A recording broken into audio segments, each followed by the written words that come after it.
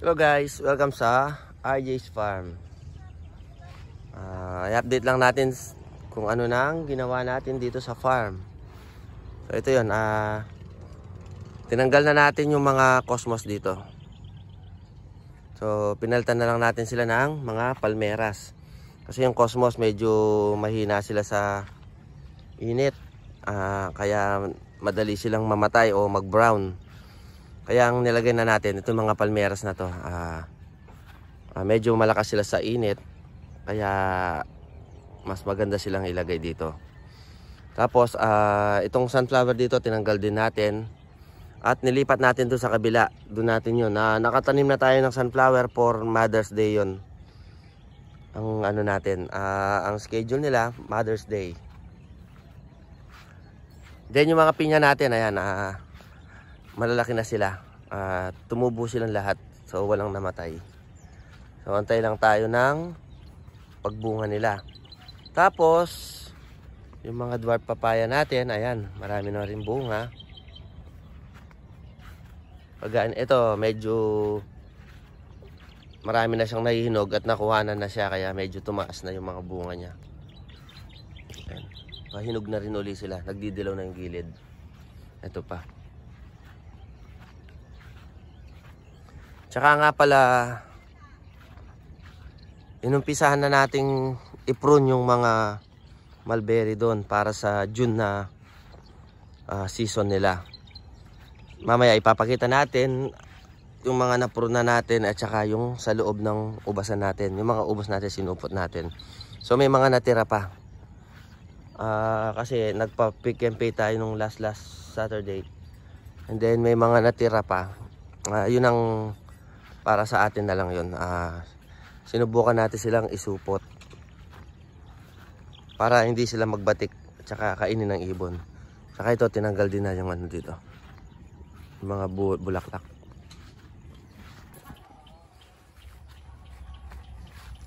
So i-check natin guys yung mga napupruning na natin ng mga mulberry.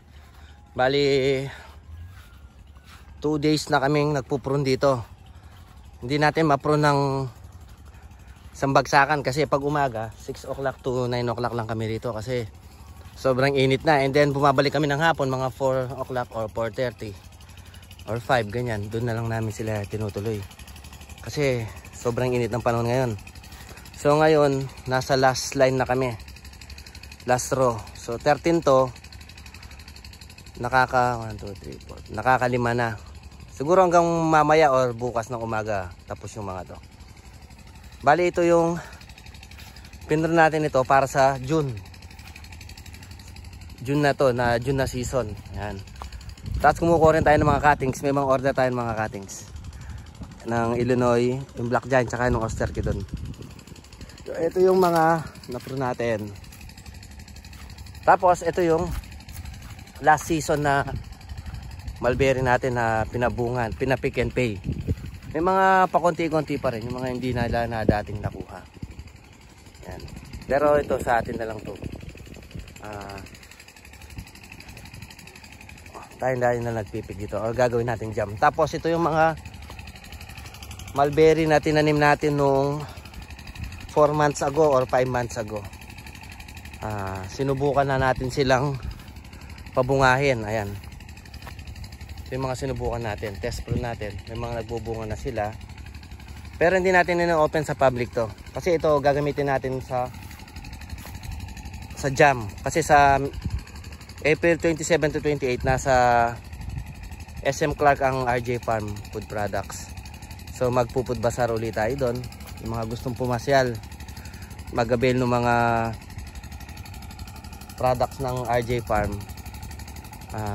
Available tayo sa SM Clark, yung nakakabazar, sponsored by Sunstar.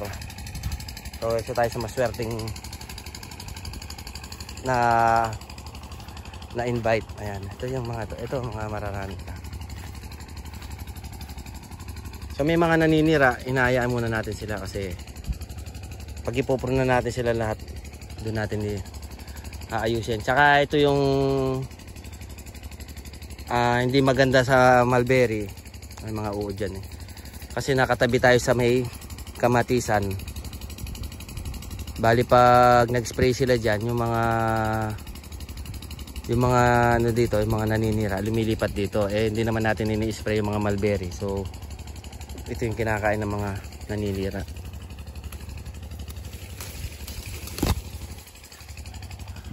Yan siya. 160 na trees na to. Yan, kaya ito yung itsura. Tapos pagkatapos na lang magkamatis dito, magdadagdag tayo siguro ito, siguro mga 5 or 60 na puno pa ng mulberry. Sasagad na natin doon para almost 220 na sila dito. Siguro ron marami na tayong magagawang jam, tsaka marami na tayong mapipik sa mga tao.